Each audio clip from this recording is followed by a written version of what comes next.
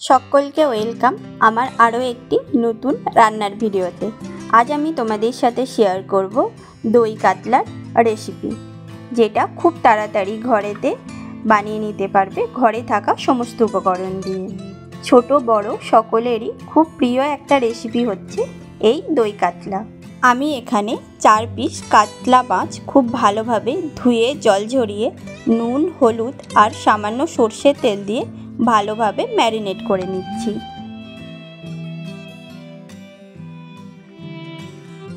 একটা বড় বাটিতে আমি বড় চামচের 2 চামচ দই নিয়ে খুব ভালোভাবে দইটা ফেটিয়ে নিচ্ছি।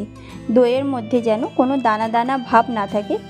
আর মশলা বানানোর জন্য একটা মিক্সিং জারে 10টা মতো কাজু আর 2 চামচ পোস্ত ভালোভাবে পেস্ট করে নিলাম। এরপর গ্যাস অন করে একটা ফ্রাইং প্যানে আমি বেশ কিছুটা সর্ষের তেল দিচ্ছি। তেল হালকা গরম হলে মাছগুলো আমি ভালোভাবে ভেজে নেব। মাছগুলো খুব হালকা করে আমি ভেজে নেব। হালকা গোল্ডেন কালার আসলেই মাছ তুলে নেব। মাছ ভাজার সময় অবশ্যই গ্যাসের ফ্লেম মিডিয়াম রাখতে হবে, আদারওয়াইজ উপরটা ব্রাউন কালার হলেও ভিতরটা অনেক সময় কাঁচা থেকে যায়। মাছ ভেজে তুলে নিয়ে মাছ ভাজার তেলে আমি দেব 1/2 চামচ মতো গোটা জিরে, 4টে এলাচ আর 2টো শুকনো লঙ্কা। মিনিট মতো নেড়ে নিয়ে আমি দিয়ে দেব 2টো মিডিয়াম সাইজের পেস্ট করে রাখা পেঁয়াজ দিয়ে খুব ভালোভাবে কষাতে হবে। পেঁয়াজ কষাতে কষাতে আমি দেব 1 চামচ লবণ, 1 চামচ আদার পেস্ট আর 5-6টা মতো স্লাইস করে কেটে রাখা কাঁচা লঙ্কা। ভালোভাবে মশলা আরও 2 মিনিট মতো কষিয়ে নেওয়ার পরে আমি দেব আগের থেকে বেটে রাখা কাজু আর পোস্তর পেস্টটা। এটা দিয়েও আরও 5 মিনিট মতো মশলাটাকে ভালোভাবে কষাতে হবে। মশলার থেকে তেল ছেড়ে আসলে পরিমাণ মতো জল দিয়ে মশলাটাকে মিনিট 4-5 মতো ফোটাবো। দেখো ভালোভাবে মশলাটা ফুটে গেছে। এখন আমি দেব স্বাদ মতো লবণ, 1/2 চামচ চিনি, আর তোমরা যদি আরও এক্সট্রা ঝাল অ্যাড করতে চাও তো এখন কাঁচা লঙ্কা দিয়ে দিতে পারো।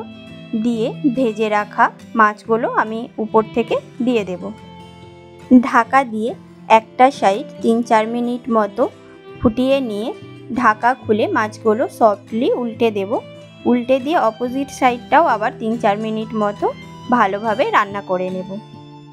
নামানোর আগে উপর থেকে কুচিয়ে রাখা ধনেপাতা আর স্লাইস করে কেটে রাখা 4-5টা কাঁচা লঙ্কা দিয়ে একবার মাছগুলো উল্টে 1 মিনিট মতো ফুটিয়ে নামিয়ে নিলেই রেডি আমাদের আজকের রেসিপি দই কাতলা।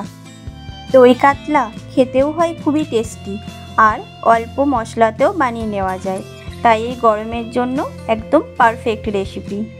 বেশিরভাগ অনুষ্ঠান বাড়িতেই বাঙালির দই কাতলার রেসিপি থাকেই, তবে ঘরেও এটা বানানো খুবই ইজি। তোমরাও একদিন এই প্রসেসে ট্রাই করো আর খেয়ে জানিও কেমন লাগলো। থ্যাংক ইউ ভিডিওটি লাস্ট অবধি দেখার জন্য।